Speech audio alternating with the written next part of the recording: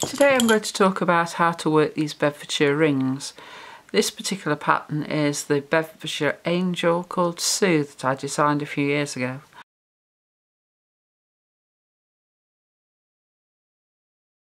And these little rings of cloth stitch do cause some problems for some lace makers. Before I go on to show you that, one thing I'd like to mention is how to work a pattern in Bedfordshire and to make it easy for yourself. And that is to colour in any areas that you know are going to be cloth stitch in one colour using a brush pen. You need to look for a waterproof one that won't rub off on your threads. What I also do, as well as colouring in the trails and any cloth stitch it blocks, is to colour in the half stitch in a different colour. This was a technique introduced to us by Barbara Underwood many years ago, and it really helps on a pattern when you have a more complicated one. Something like this, I've only coloured in the cloth stitch trails here for the rings, but you could also colour in the outside trails along the edges and the trails on the inside as well. And this will help you actually see the pattern as you work it. Now on this pattern I have worked and put in quite detailed information about these rings. One thing you need to look at when you're looking at a pattern such as this is working out the direction of pairs going into the ring and pairs going into adjacent features. So we would look at this circle on the left of the ring we're going to work and work out which pairs come in and which pairs go out.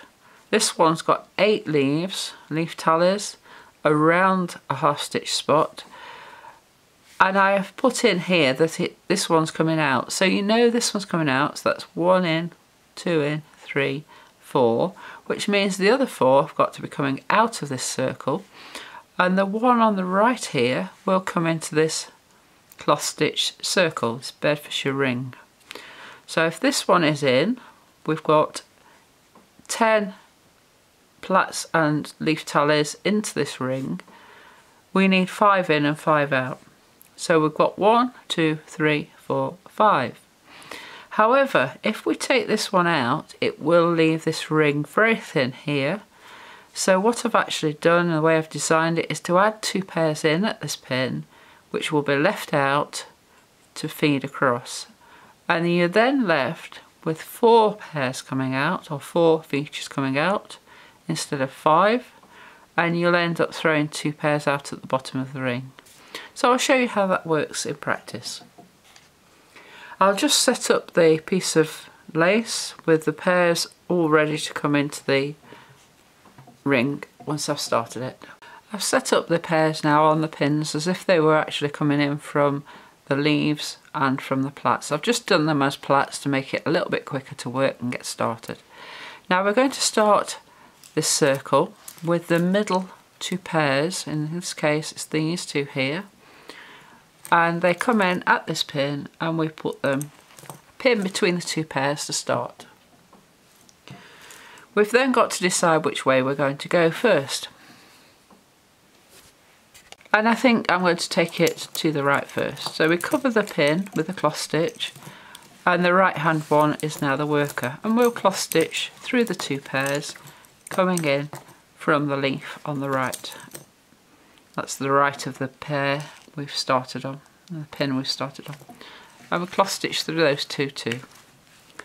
And we'll cloth stitch back again and take in the next 2 pairs on the left.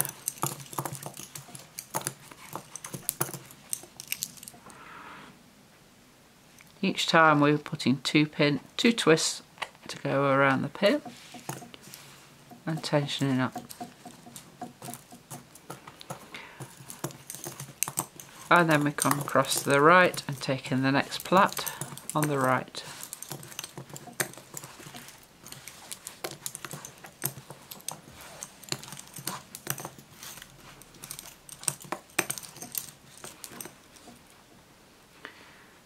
Now this is starting to fill the top of the ring up, and on the next row we will divide for the trail. We still have 1 plait or one leaf to come in as it is on the pattern. And because we're going to have 2 more pairs on the left, we divide them as if we were going to count those in as well. So we're just going to divide it up to see which is the centre pair, and it's going to be this pair here. So we're going to cross stitch through to this pair, and this will become the worker for the second side. So we're going to cross stitch through 4 pairs on the right,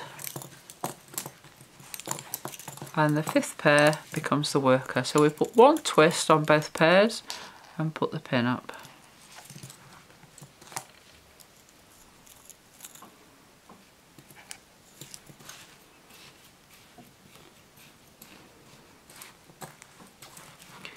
We cover the pin, and now the left hand pair will go to the left to work this part of the trail and the ring on the outside of on the left hand side, and the right hand one comes back through to the right.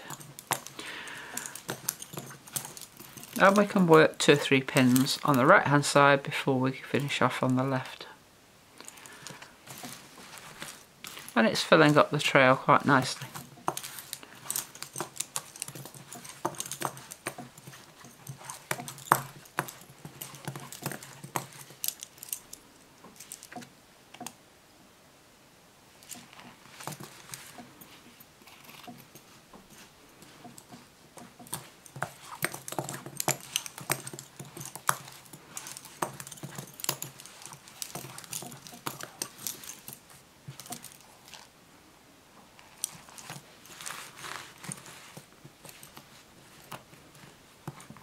Now these rings can be a little bit tricky when you first start learning to do them, but they are introducing a technique which you may come across later on when your patterns get more advanced, doing holes in cloth, where you've taken a hole out the centre of a piece of cloth and you have to manipulate the threads in a way to keep your passives vertical and your workers horizontal.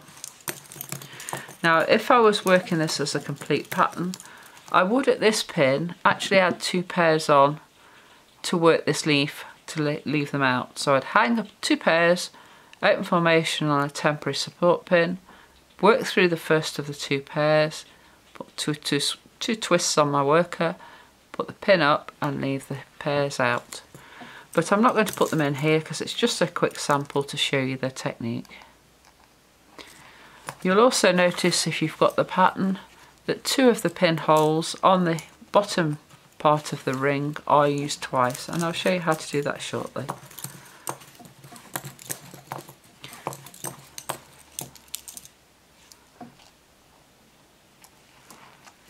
Now before we go too far, I'm going to just do 1 more pin and then I'm going to return to the left hand side.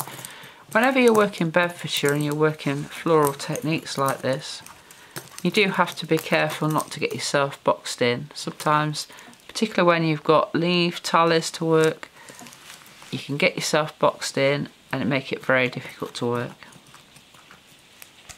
Right, next we move back over to the left hand side and work a couple of pins before we're taking the last 2 pairs from the leaf tally, which I've done as a little plait at the moment, just for the purposes of demonstration.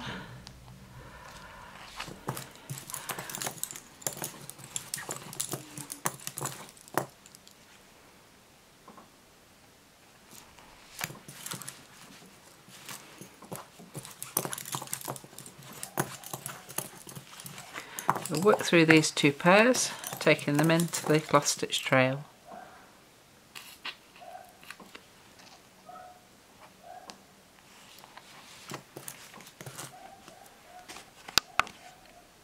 So continuing to work on this left hand side, doing a few more short rows backwards and forwards between the 4 pairs of passives with the worker.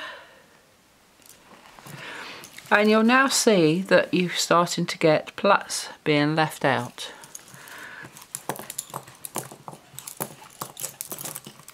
So the next one we're going to leave 2 pairs of bobbins out, and they happen to be the 2 that have just come in as well.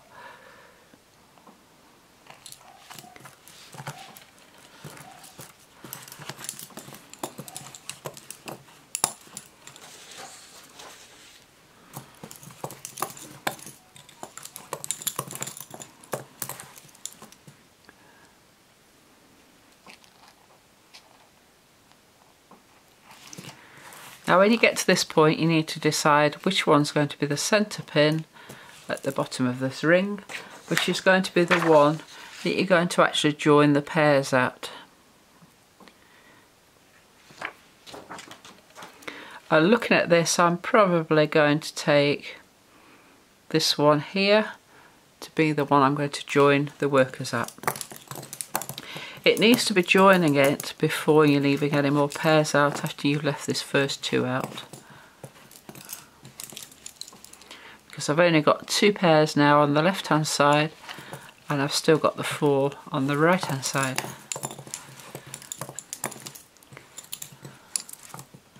So on the left hand side, this next pin that I've just worked is going to be used for a second time. So I'll work back over to it, I put the twists on, and I take that pin out and replace it just under the worker pair, not catching the previous loop. I'll hold the first passive next to it on the inside of it as I tension it to make sure the trail doesn't get pulled in. Then I work back through to the centre, and these two are now ready to join with the worker from the right hand side.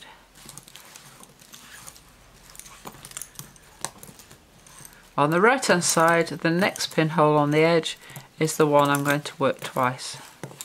But this will be worked after I've done the join.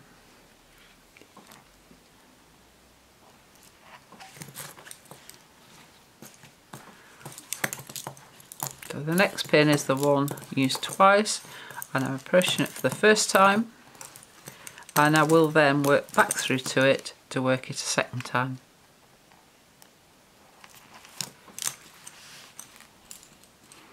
In the same manner that I did on the first side. I'm now going to work with 2 workers together in the centre for the last pin. Cloth stitch them together, put 1 twist on both, and put the pin up and tension them. And because I'm going to use it twice, this is the one I'm going to take it out to next. So come out to the right hand side and take the pin out and use it the second time.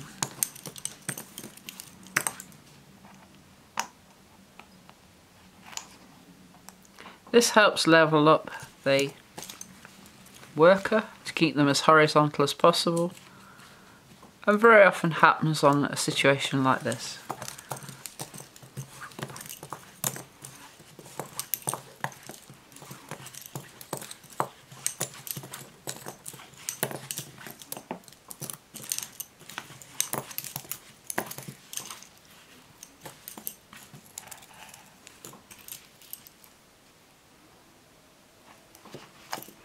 And you can see now that is filling up the bottom of that circle quite nicely. Those 2 are now left out for a plait.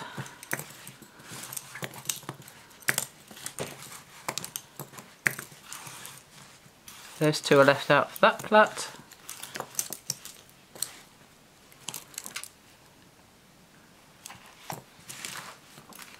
Now we've got to get rid of 2 pairs. And before we get to the last pinhole, we're going to throw 1 pair out now. So we take a pair of bobbins, but not next door to each other. So I'll just zoom out so you can see what's happening with the actual bobbins. I'm going to take next door but 1 like that, take them together and throw them to the back. Work through to the last pinhole, and then throw the second pair out.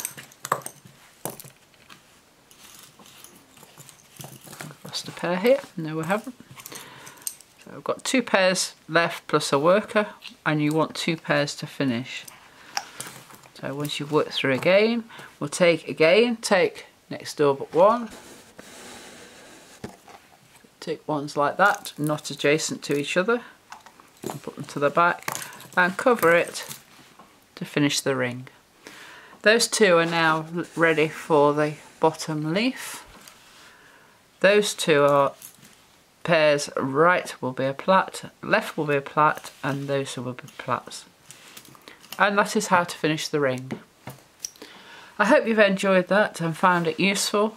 If you've got any comments, leave me a message at the bottom.